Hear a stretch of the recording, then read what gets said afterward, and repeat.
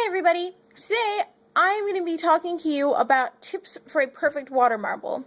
I just got done recording the tutorial on how I made this awesome look, which you should be able to find in my channel. And, I was thinking, I do some water marbles on here, and I'm a big water marble fan. I love the abstract, awesome designs, but there's a lot of technical stuff that goes into it that I think really trip people up. So I figured instead of trying to repeat myself in every video, what I do is just create one video and have all of my top suggestions for you guys, so that way you can always go back and reference it, pin it on your nail board, make sure you have it all the time. I've picked my top 10 that I think are really important. Prepare your nails is number 1. I'm talking do a base coat, and then like I talked about in the video, whatever the lightest color in your water marble, do 1 or 2 coats of that.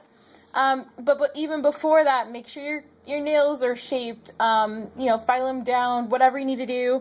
I'm not sure if you can even tell, but several of my nails in this manicure are actually got snagged and have patches. I do tea bag scrap patches, and you can't even tell because I took my time and I did a good job with it. So don't rush it, but prepare your nails. It'll make a huge difference.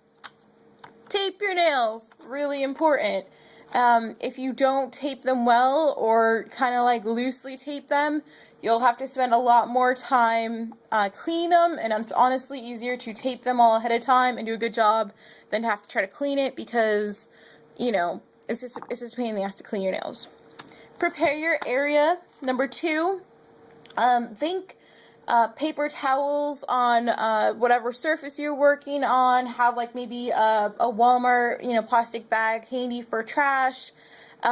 Get everything you need out, your supplies, everything.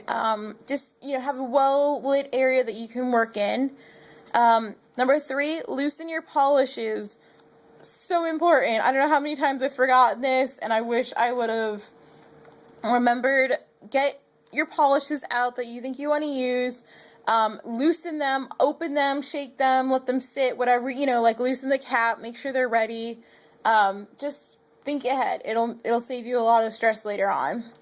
Get your supplies out. Number 4, this is really important. Think about what you're using. You're going to need paper towels, polish remover, any sticks that you use for your design.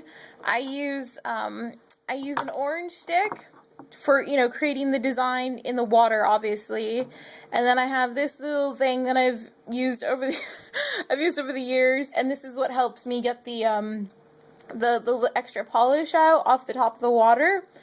You'll see it in the videos. I love it. Things like that. You're going to need Q-tips, and then of course scissors, because when you tape your nails, you got to get the tape off somehow, and you don't want to be ruining your freshly done manicure trying to get some darn tape off. So think ahead. Let your water sit. Number 5, really important. I use old filtered water. I got this out. We were walking around somewhere. Only drank part of the water, but I didn't want to throw the rest of the water bottle out. So mine is already room temperature because I just let it sit.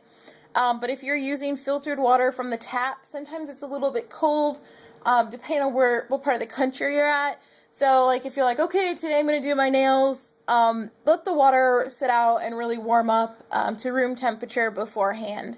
And of course, I recommend filtered water, but that's just me. Number 6, get your top coat out and loosened.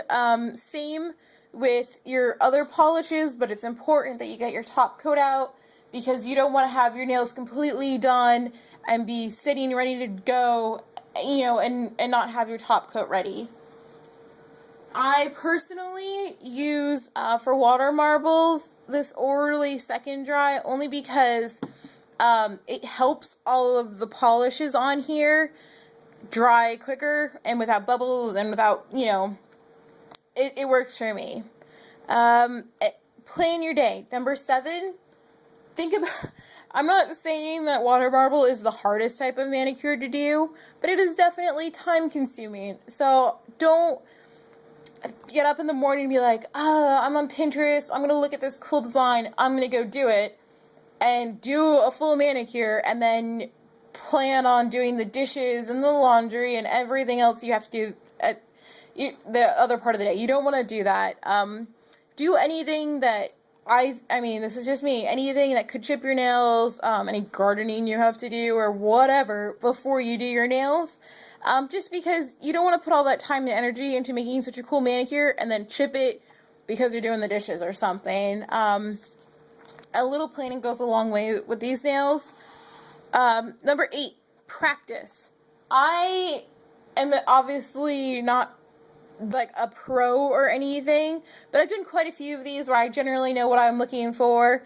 I'm not the person who needs to have like every nail, perfectly symmetrical and like every nail needs to look the same. I actually try not to do that. I really like them, super artistic and abstract looking. But if you're that person, you're gonna need to practice a little bit more. And on that note, let me just make a note. You can totally rock a water marble accent nail.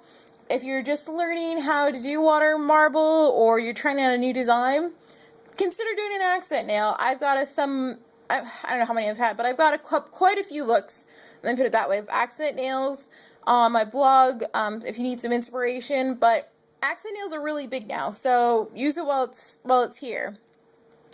Number 9, backup polish.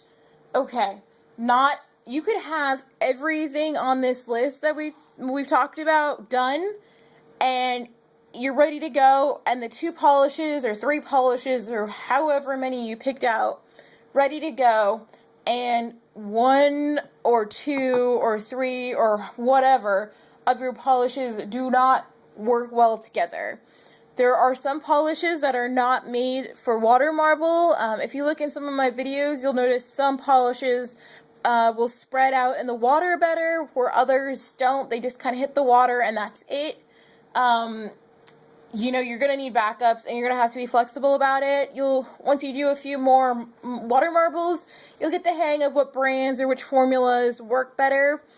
Sometimes, like, for example, most of the clean color that I used so far have worked really good, but some of the chunkier glitter ones or just a few particular polishes don't really excel in water marble. There's some polishes that I buy that I only use in water marble because they suck using on your regular nails, like as a regular manicure. So you're going to have some backups. And number 10, possibly the most important, is ventilation and safety. This stuff is filled with chemicals, people, if you don't notice already. So you're going to be working on this for a while. You got to tape up your nails. You got to clean them after it's a lot of open chemicals in your air and in the air you're breathing. You can't have a fan on while you're doing it because they'll dry the water. So that's why you got to plan all of this so you're not exposed to these chemicals for a while. So what I recommend doing is doing it, and then as soon as you're done or you're starting to do the cleaning part, flip on like every fan in the house, open the windows if you can.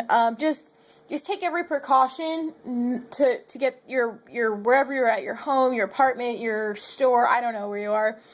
Make sure you get the fumes out, because after a while you get used to the smell and you're distracted by the cool shiny nails, and if you sit in it too long, you could do damage to your throat, to your lungs. I mean, I don't have to tell you guys all of the side effects. I'm sure some of you know. So just be careful when you're doing it. Make sure you ventilate super well after you're done doing the actual marble part, and you should be golden. I hope this is helpful for you guys. I really do try to get this information out in every video that I make in general, but especially these water marble tips, but sometimes I just forget. I'm so distracted by the shiny nails. So make sure you pin this, reference it, bookmark it, whatever you need to do. If you have any specific questions for me that I didn't maybe address, or you're having problems troubleshooting, let me know in the questions down below or on my Facebook page, and I will make sure to answer and try to help you the best that I can. Thanks for watching.